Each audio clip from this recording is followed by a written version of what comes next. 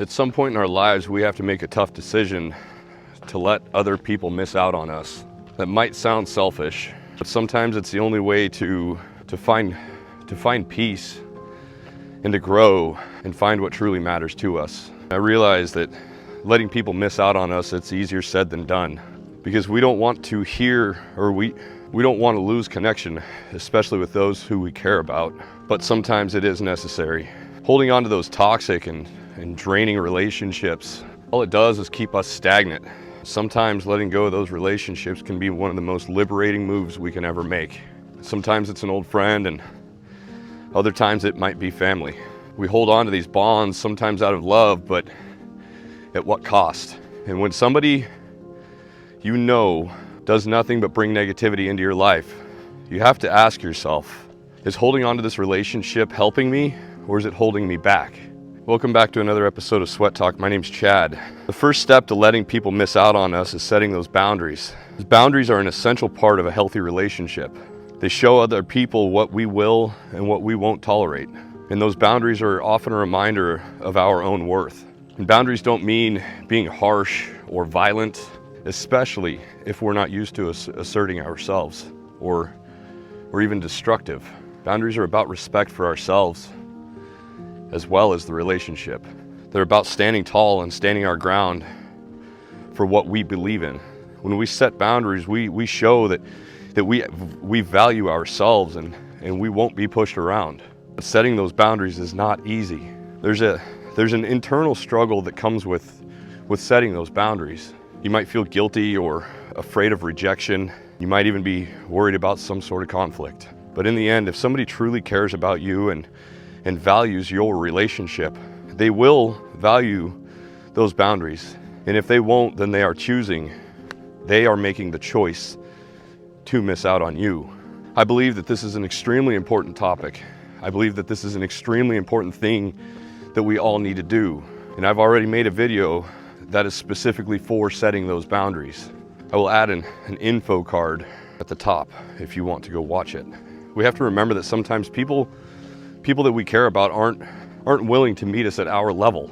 They may be caught up in their own lives, or sometimes they just simply don't align with us anymore. But I think that's okay. And I think that's okay because letting go doesn't mean that you stop caring. It means you are giving them space as well as yourself to grow. And when we allow others to miss out on us, it will create a vacuum. In that space, in that vacuum space, one of two things can happen. Either they can realize the value and respect what it is that they're missing, or they can leave, or they can just drift away, freeing us to pursue new and more fulfilling relationships. But either way, in both situations, we grow. Letting them miss out on us, it reminds them that our time, our energy, and our presence is a gift. We don't owe anybody our constant time, our constant availability or acceptance. If they want to be in our lives, they must respect our boundaries, our growth, and our values. I have a little story that actually brought this topic up today. It's a personal story that just happened yesterday. And it taught me just how powerful letting somebody else miss out on us can be. So yesterday, I got a phone call from an old friend. In fact, he is, I think, my oldest friend. So he wasn't just a friend, he was more like family just about my entire life. When we were kids, we were probably 10, maybe 12 years old, and we rode our bikes everywhere. We'd explore the desert, we would ride our bikes down to the Colorado River in the summer heat. We built an absolutely epic 40-foot tree swing at one of the lakes where I grew up as a kid. Absolutely epic swing. We could climb up into a tree that was right behind the one where the rope was tied off and just absolutely launch into that lake. I have so many memories, so many incredible memories with this friend. But as adults, our paths just simply diverged. And over the years, we'd kept in touch here and there, mostly just on Facebook. We never really even talked on the phone. And eventually, our conversations on Facebook took more of a contentious tone and became extremely negative. For a few years, him and I, we would go back and forth and we would just banter and debate. We tried to sit there and convince each other that one another was wrong. And eventually I realized it just wasn't worth it. My friend, he became extremely brainwashed by the media, and he had no idea. He had become brainwashed, and we became divided exactly how that system is designed to do, exactly how the people who are implementing that system want for this division to happen. And that system, it worked like a T. It worked like an absolute charm. But eventually I didn't keep pushing forward. I just let him be.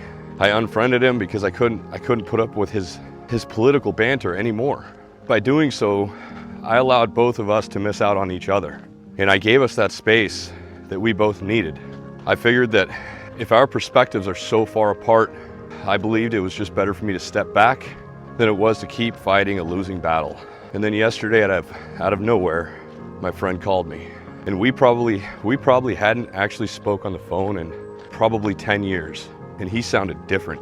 He sounded more thoughtful, more self-aware. He called me to apologize and tell me that he had finally woken up. He admitted to me that he had been indoctrinated and he didn't realize how divided we had actually become. He told me that he missed our friendship, and he was saddened because how many years that he had missed out on. Years of memories that are just gone. Not just gone, but missed opportunities, because he was too blind to see what was really happening. Before that, our conversations always ended in insults. And that positivity that we once had when we were children was just completely gone.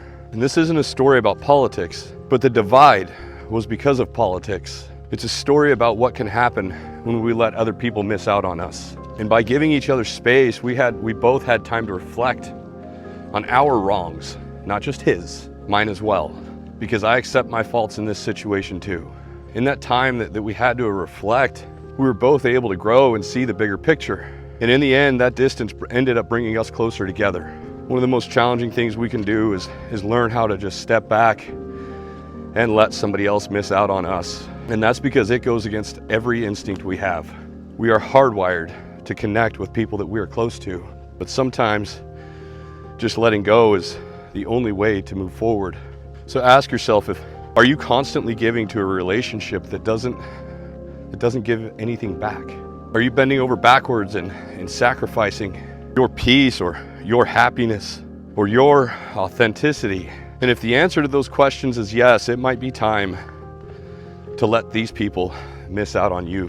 And I'll admit, it's not easy, but when a relationship has run its course, you may feel a sense of loss or guilt, but the more that you honor your needs, the more you will see the value in yourself. And people who genuinely care for you, they will respect your decision. And those who don't will just fall away. Sometimes the people that we allow to miss out on us are the ones that are constantly draining us. Those toxic relationships with our friends or family or colleagues, they just sap our energy and cloud our sense of self-worth. They fill us with doubt, negativity, and resentment. And to let these people miss out on you is to reclaim your power and your abilities. It's a very courageous thing to break free from those relationships that just no longer serve you. Because it's not about burning bridges or seeking revenge. It's simply about living. It's simply about freeing yourself so that you can live in peace. These toxic people, they often keep us trapped in cycles of guilt and fear and obligation. And by letting these people go, we free ourselves to be able to live to our values and our morals. When you let those people miss out on you, you're standing up for yourself. You're saying that I value myself enough to not allow others bring me down, and I will not accept less than I deserve. And this isn't about arrogance either. It's only about self-respect. And you talk about self-respect, my friend mustering up the courage to call me and apologize. People don't apologize anymore because it takes courage to admit that we were wrong.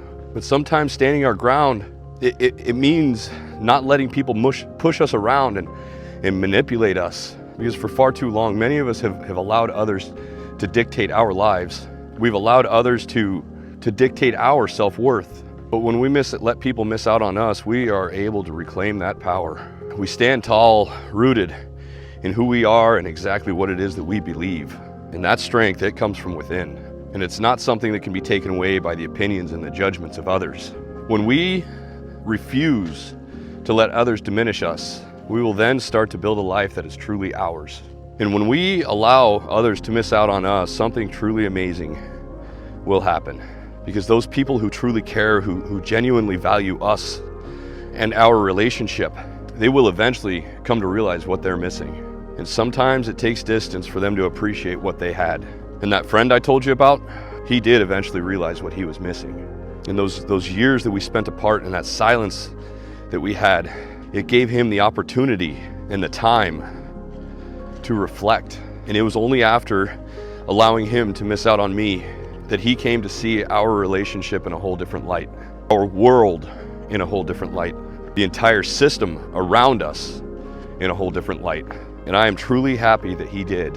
And I am very grateful that he did, because that relationship has been one of the most impactful relationships in my entire life.